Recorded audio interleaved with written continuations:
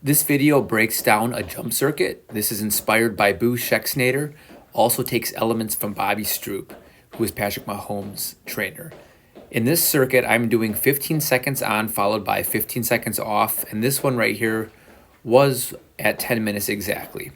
When I do this circuit, I am aiming for a lot of variation in terms of double leg versus single leg, also hitting things on different angles, whether it's forward, backward, side to side, and then also working through all three planes of motion, being sagittal, frontal, and transverse.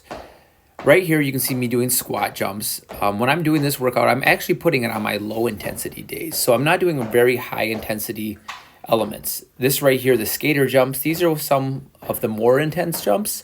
And what I'm really aiming for here is just trying to hit something in the lateral motion from a plyometric standpoint, because a lot of my work is usually just straight line sprinting.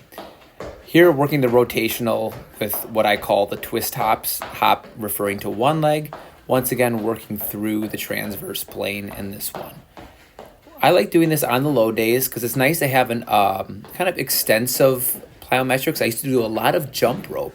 Then I recognized, wow, when I do jump rope, it's the same motion over and over again. Why not add some variation there? And that was really inspired by Boo Schexnayder, listening to how he utilizes circuits with his athletes. These circuits are great from a health standpoint. They ensure that you're working through any asymmetries or anything else that might be lacking the overall athleticism of the athlete. But they're also great in terms of not having that repetitive stress on the tissues or the repetitive use.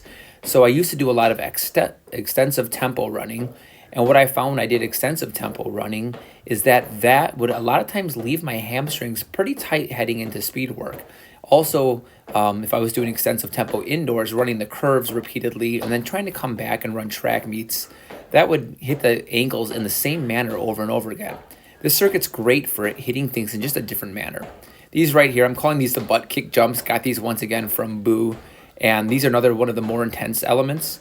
After I did those, I was pretty cash, so I went to these 180 jumps. And I should also note that when you're looking at the names here, these are just names that I've given them. There might be other names to them, but really, this circuit is only limited by your creativity. To the extent you can just mix and match different concepts, working through, like I said, the different planes, single leg, double leg, you can work through different intensities. Also, the other parameter you have is the work to rest ratio. I mentioned on this one I was going 15 on, 15 off, and I was doing it for about 10 minutes. If I really want to dig a little deeper into fatigue on a workout, I might go 20 on, 10 off. And then I also might go 10 on, 20 off if I'm looking to be a little more intense but with more rest. It all depends on what you're trying to aim for that day. Here, what I was doing was just trying to, like I said, work through, be a general athlete, hit things in a different angle, keep bouncy because I was coming off of a strength workout recently. And I wanted to kind of get things reprogrammed before I headed into my next workout, which is a speed workout tomorrow. And this is a great one to do there. So like I said, not going to try to fry things too much in terms of really upping that intensity, nor drive myself deep into fatigue. Let's see here. What do we got left here? Oh, yeah, here go star jumps. These star jumps are ones that actually are a little more intense than some of the other ones. These ones really hit the adductors. So when you're stretching out there and you're whipping them back in there, those might hit you pretty good. So I think after I got done these, I checked my heart rate shortly thereafter and saw, yeah, I'm starting to really get into some fatigue here. So let's bring it down a notch. This was just kind of a filler. I called it my dance, if you will. Grew up in the 90s. A little bit of West Coast influence in what I was into at that point in time. So there is that. And yeah, okay, slightly embarrassing. And finishing off with some lunge switches here, which were not all that intense. If I'm really trying to ramp it up, I might be switching a little quicker. But all I was trying to do is just stretch it out a little bit and get a little switch in there before I finish up my 10-minute segment. So hopefully that covers everything you need to know.